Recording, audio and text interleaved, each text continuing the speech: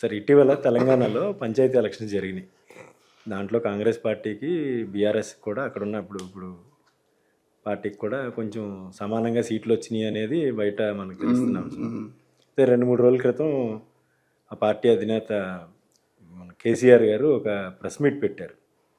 అక్కడ వ్యవహారాలు మానేసి ఎంతసేపు 12 ఏళ్ళు అయింది రాష్ట్రం విడిపోయి, తెలంగాణ ఏర్పాటు, ఆంధ్ర ఏర్పాటు జరిగి. ఇప్పటికీ ఆంధ్ర మీద ఆయన ఆక్రోశం, చంద్రబాబు నాయుడు మీద ఆయన ఆక్రోశం ఎందుకు సార్? ఎందుకు అలా జరుగుతుందంటారు? ఇప్పుడు జనరల్గా ఒక ప్లేయర్ ఉన్నాడు అనుకోండి, రిటైర్ అయిపోయిన తర్వాత మళ్ళీ ఆట పోద్ది, ఆట మీద దీక్ష పోద్ది. బ్యాట్స్మెన్ ఉన్నాడంటే పట్టు కోల్పోతారు జనరల్గా. అవునండి. మళ్ళీ అతన్ని తప్పనిసరి స్టార్ ప్లేయర్ అయితే నీ ప్లేస్ రీప్లేస్ అవ్వట్లేదే, మళ్ళీ నువ్వు అర్జెంట్గా వెనక్కి ఆడు అని చెప్పేసి మనకి ఒకసారి చూస్తారే. ఇమ్రాన్ ఖాన్ ఉండేవాడు, పాకిస్తాన్ క్రికెట్ టీం కెప్టెన్, చాలా పెద్ద, ఇప్పుడు ఏదో జైలు శిక్ష పడింది అంటున్నారు, మాజీ ప్రధాని. అంత అంత అంత ఏంటిది గ్రేస్ ఉన్నటువంటి ప్లేయరు, క్రీడాకారుని నేనైతే ఇంతవరకు చూడలేదు. నాకు ఆయన అంటే చాలా ఇష్టం కూడా. ఆ ఎక్స్పీరియన్స్, నడక, బౌలింగ్, యాక్షన్, బ్యాటింగ్ అని ఏదైనా సరే ఇంకా అద్భుతం. పైగా పెద్ద గొప్ప కెప్టెన్ అతను. 87లో రిలయన్స్ కప్ జరిగినప్పుడు, వరల్డ్ కప్ తర్వాత నేను ఇంకా ఆడనని చెప్పి ముందే చెప్పేసి వెళ్ళిపోయాడు. ఆస్ట్రేలియా చేతిలో ఓడిపోయారు వాళ్ళు సెమీఫైనల్స్లో. ఫైనల్స్ రాలేదు. రాకపోతే ఇంకా ఎవరికైనా ఎండ ఇలాగే ఉండొచ్చు, మరి నేనేం చేయలేను.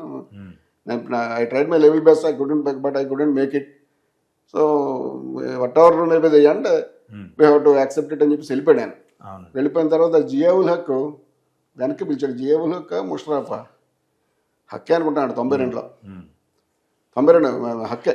అవునండి. ఆయన వెనక్కి పిలిచాడు, నువ్వు మళ్ళీ ప్యాడ్స్ కట్టాలే, పాకిస్తాన్ టీము బొత్తిగా డిమోరలైజ్ అయిపోతుంది, నువ్వు అర్జెంట్గా వెనకరా అని చెప్పేసి అంటే మళ్ళీ ఆయన ఎక్సర్సైజ్ మొదలుపెట్టి మళ్ళీ ఆడి జావేద్ మియాందద్, ఆయన వాసిం అక్రమ్ కలిపి 92 వరల్డ్ కప్ కొట్టేశారు. అవును, పాకిస్తాన్ వరల్డ్ కప్ కొట్టింది. పాకిస్తాన్ అదే కొట్టడం వరల్డ్ కప్, మళ్ళీ కొట్టలేదు. మళ్ళీ లేదు. 92, ఇప్పుడు 33 సంవత్సరాల క్రితం. అలాగా ఒక స్టార్ ప్లేయర్కి నువ్వు వెనక రికాల్ చేస్తుంటారు. కేసీఆర్ కంటే స్టార్ మరి తెలంగాణలో ఎవరు ఉంటారు?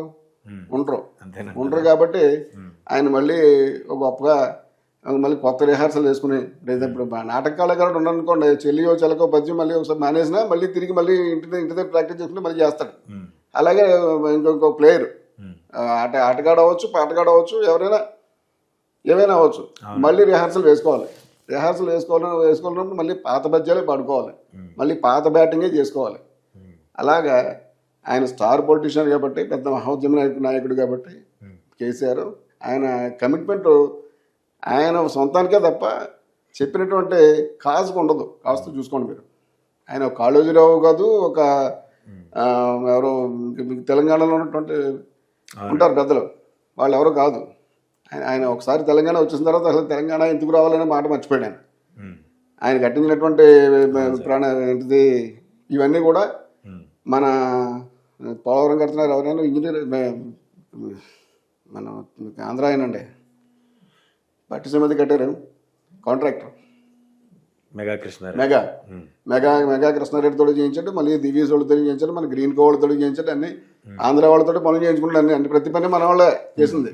తెలంగాణ వాడు, తెలంగాణ నా తెలంగాణ, నా వీర తెలంగాణ, నా కోటి రత్నాల వీణ, ఇలాంటి మాటలను కూడా ఉద్యమం వరకు మాట్లాడి, ఆ తర్వాత మళ్ళీ మామూలుగా అంతా మన పర్పస్ సర్వ్ చేయాలంటే ఇవన్నీ ఎవరు సత్తా ఉంటే వాడి దగ్గర చేయించాలని చెప్పేసి అన్ని చేయించారు.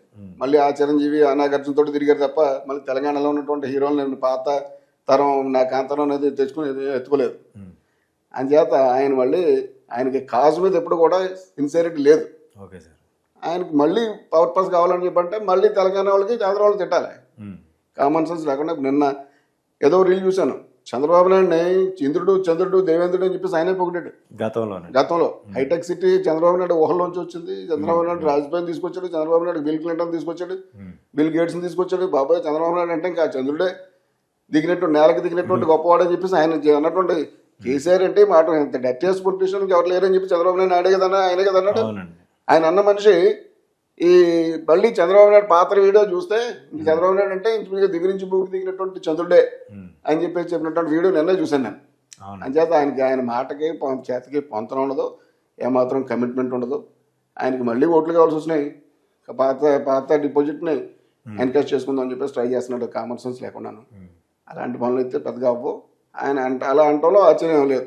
ఇంకా ఆంధ్ర వాళ్ళు తిడితే తప్ప అతనికి సర్వైవ్ లేదని చెప్పేసి అనుకోవాలి, దిగజాడని చెప్పి అనుకోవాలి అంతే.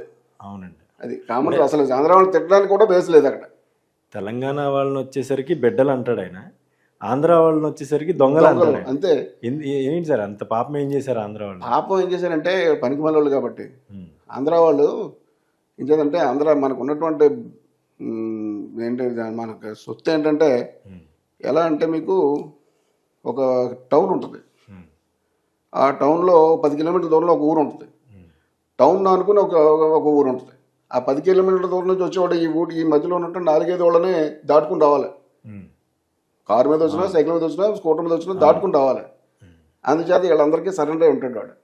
వీళ్ళు ఏదైనా దారి ట్రాఫిక్లో గొడవ వచ్చినా, మరొకటి వచ్చినా వీళ్ళు కొంచెం దురుసుగా ఉంటారు, జులుంచాలు వేస్తారు. ఉమ్, వాడు కొంచెం అణుకుంటాడు. ఎంచేదంటే వాళ్ళది ప్రతిరోజు వాళ్ళు దాటుకుని వెళ్ళాలి కాబట్టి. ఉమ్, అలాగా మన వాళ్ళందరికీ హైదరాబాద్లో ఆస్తులు ఉండిపోవటం, హైదరాబాద్తో మనకి విడదీసుకోలేనటువంటి, ఉమ్, వదిలేసి రాలేనటువంటి బలహీనత ఉండటం. ఉమ్, మన మన పారిశ్రామికవేత్తలకైతేనే, ఇక్కడ ఉన్నటువంటి అక్కడ ఉన్నటువంటి సినిమా హీరోలకైతేనే, ఎవరికైతేనే ఇక్కడ ఉన్నటువంటి మొత్తం పొలిటీషియన్స్ అందరికీ కూడా హైదరాబాద్తో ఒక రకమైనటువంటి ఆస్తిపూర్వకమైనటువంటి బంధం, లేకపోతే ఒక ఈ బంధం ఉండటం వల్ల బంధుత్వం అది బంధుత్వం కూడా కాదు. ఉమ్, ఇవన్నీ మన లేకపోతే మన జట్టు ఉంటారు అక్కడ. అవునండి. వీళ్ళని వదులుకుని రాలనేటువంటి స్థితి వల్ల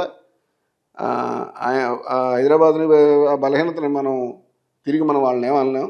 వాళ్ళ మటుకు వాళ్ళు ఇష్టం వచ్చినట్టు చెల్లైపోతారు.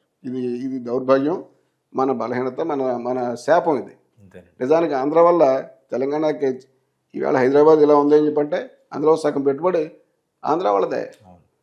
అక్కడికి వెళ్ళి వీళ్ళు కందిసిగ్గులో బతుకుతున్నారు, సెకండరీ గ్రేడ్ సిటిజన్స్ కింద. అది వాళ్ళు సన్స్ ఆఫ్ ద సాయిల్ కింద వాళ్ళు ఉన్నారు, మామూలు అవును. సహజ పుత్రుల కింద. వాళ్ళకి అణిగి వీళ్ళు ఉండాల్సి వస్తుంది. భారత రాజ్యాంగం అక్కడ పూర్తి స్థాయిలో పనిచేయట్లేదు. అంచేత ఆ బలహీనత వల్ల వాళ్ళు తిడతారు, మనం పడతాం, తప్పదు. ఈ కంటెంట్ పై మీ కామెంట్ ఖచ్చితంగా తెలియజేయండి. మా ఛానల్ని సబ్స్క్రైబ్ చేయండి, నలుగురికి షేర్ చేయండి. దీని మీద మీ అభిప్రాయం ఏంటో కూడా కామెంట్ రూపంలో తెలియజేయండి.